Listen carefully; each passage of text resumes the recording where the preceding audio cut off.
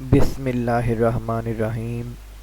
تمام سامعین و ناظرین کو اسلامک ڈاکٹر کا خلوص برا سلام۔ میں ہوں اسلامک ڈاکٹر اور آپ سن رہے ہیں اسلامک ڈاکٹر وائس۔ محترم عزیز دوستو، آج کی ہم اس ویڈیو میں بیت المقدس کی تاریخ کے بارے میں پڑھیں گے۔ بیت المقدس کو بیت المقدس کیوں کہا جاتا ہے؟ ہمارے لیے یہ اتنا مقدس کیوں ہے؟ تو چلیے بڑھتے ہیں آج کی اس ویڈیو کی جانب۔ یہ فلسطین انبیاء کا مسکن اور سرزمین رہی ہے۔ حضرت ابراہیم علیہ السلام نے فلسطین کی طرف ہجرت فرمائی تھی۔ اللہ تعالیٰ نے حضرت لوط علیہ السلام کو اس عذاب سے نجات دی جو ان کی قوم پر اسی جگہ نازل ہوا تھا۔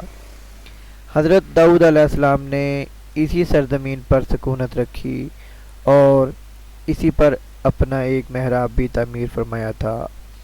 حضرت سلیمان علیہ السلام اسی ملک میں بیٹھ کر سامری دنیا پر حکومت فرمایا کرتے تھے۔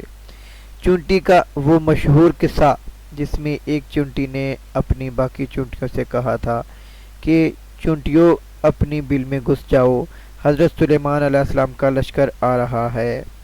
یہ واقعہ اس ملک میں واقع اسکلان شہر کی ایک وادی میں پیش آیا تھا جس کا نام بعد میں وادی النمل یعنی چونٹیوں کی وادی رکھ دیا گیا۔ حضرت زکریا علیہ السلام کا محراب بھی اسی شہر میں ہے اور حضرت زکریا علیہ السلام بھی بیت المقدس میں دفن ہے۔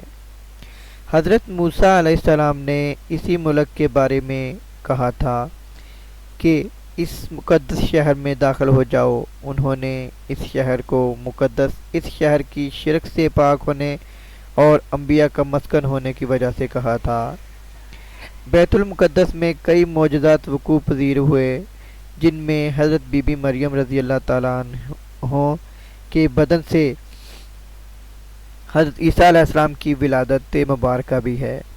حضرت عیسیٰ علیہ السلام کو جب ان کی قوم نے قتل کرنا چاہا تو اللہ تعالیٰ نے انہیں اسی شہر سے اوپر اٹھا لیا تھا۔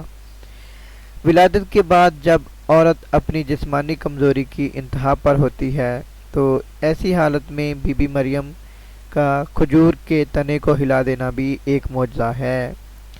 قیامت کی علامت میں ہے حضرت عیسیٰ علیہ السلام کا دوبارہ زمین پر تشریف لانا۔ یہ بھی اسی مسجد کے صفِ مینار کے پاس ہوگا۔ اسی شہر میں حضرت عیسیٰ علیہ السلام دجال کو قتل کریں گے۔ فلسطین ہی ارض محشر ہے۔ فلسطین میں یاجوج اور ماجوج کا قتال اور فساد کا کام شروع ہوگا۔ اسی شہر میں وقوع پذیر ہونے والے قصوں میں سے قصہ آلوت اور جالوت کا بھی ہے۔ فلسطین کو نماز کی فرضیت کے بعد مسلمانوں کا قبلہ اول ہونے کا اعزاز بھی حاصل ہے۔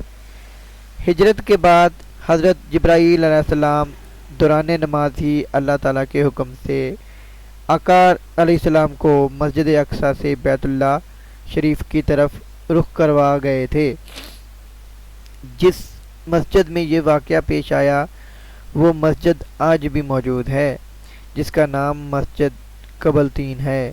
حضور اکرم صلی اللہ علیہ وآلہ وسلم کی معراج کی رات کو آسمان پر لانے سے پہلے بیت المقدس میں لائے گئے تھے۔ سرکار دو عالم صلی اللہ علیہ وآلہ وسلم کی اقتداء میں انبیاء کرام نے یہاں نماز ادا فرمائی تھی۔ اسی طرح فلسطین ایک بار پھر انبیاء کا مسکن بن گیا۔ ابو ذر رضی اللہ تعالیٰ عنہ کہتے ہیں کہ میں نے رسول اللہ صلی اللہ علیہ وآلہ وسلم سے عرض کیا، یا رسول اللہ صلی اللہ علیہ وآلہ وسلم، زمین پر سب سے پہلے مسجد کون سی بنائی گئی تھی؟ آپ صلی اللہ علیہ وآلہ وسلم نے فرمایا کہ زمین پر سب سے پہلے مسجد الحرام بنائی گئی تھی۔ عرض کیا، یا رسول اللہ صلی اللہ علیہ وآلہ وسلم، اس کے بعد کون سی مسجد زمین پر بنائی گئی تھی؟ آپ صلی اللہ علیہ وآلہ وسلم نے فرمایا، زمین پر دوسری مسجد اقصیٰ بنائی گئی تھی۔ میں نے پھر عرض کیا کہ یا رسول اللہ صلی اللہ علیہ وآلہ وسلم، ان دونوں مسجدوں کے درمیان کتنا فاصلہ ہے؟ آپ صلی اللہ علیہ وآلہ وسلم نے فرمایا ان دونوں مسجدوں کے درمیان 40 برس کا فاصلہ ہے۔ اور سن تو جہاں بھی نماز کا وقت پالے وہیں نماز ادا کر لے، پس وہی مسجد ہے۔ حضور اکرم صلی اللہ علیہ وآلہ وسلم کے وصال کے بعد حضرت ابوبکر رضی اللہ تعالیٰ عنہ کے اقتدار کے فتنے اور کئی طرح کی مشکلات پیش آئیں۔ اسلام کے سنہری دارالفلوی میں دنیا بھر کی فتوحات کو چھوڑ کر محض فلسطین کی فتح کے لیے حضرت عمر رضی اللہ تعالیٰ عنہ کا خود چل کر جانا اور جا کر نماز ادا کرنا اس شہر کی عظمت کو اجاگر کرتا ہے۔ 27 رجب 583 ہجری میں صلاح الدین ایوبی کے ہاتھوں اس شہر کا دوبارہ فتح ہونا بھی ایک نشانی ہے۔ قرآن نازل ہوا تو اس کا نام مسجد اقصی رکھا گیا۔ فلسطین کے شہر کو شہیدوں کا شہر بھی کہا جاتا ہے کیونکہ یہاں کئیوں نے جام شہادت نوش کیا ہے۔ یہ سلسلہ ابھی تک چلا آ رہا ہے۔ ویڈیو پسند آئے تو ویڈیو کو لائک اور شیئر ضرور کریں۔ شکریہ۔ اللہ حافظ۔